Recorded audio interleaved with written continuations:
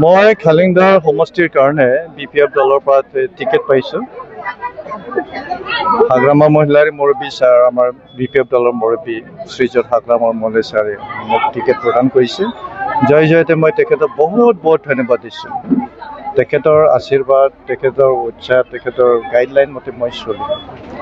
আৰু লগতে খেৰগাঁও জিলা বিপিএফ দলৰ president incharge Maheswar Boro, general secretary Nripendra Hazarika ডাঙৰীয়া সকলোকে মই ধন্যবাদ দিছোঁ। আমাৰ খালিংদাৰ ব্লক সমিতি বিপিএফ দলৰ যিমান নেতা কৰ্মকৰ্তাসকল আছে সকলোকে মই ধন্যবাদ দিছোঁ।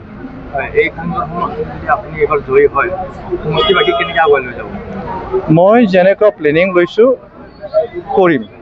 আমি খালিংদাৰ সমষ্টিৰ সমস্যাবিলাকৰ আমি দায়বদ্ধতা।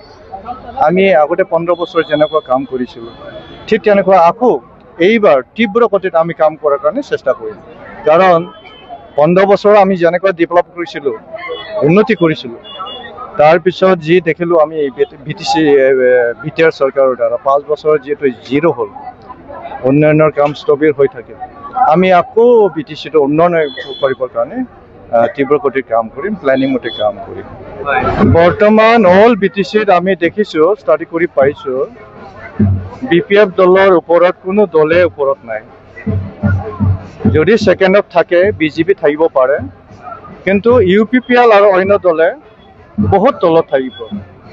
এই 5 বছৰৰ বিটিআৰ চৰকাৰ চলাই UPPL দলে যিখিনি কাম কৰিলে ৰাইজে বুজি পাইছে, ৰাইজে দুখ কৰিছে, ৰাইজে তামাম পস্তাইছে আৰু UPPL দলক ৰাইজে এইবাৰ ভোট দিয়াৰ পৰা বহুত দূৰত থাকিব।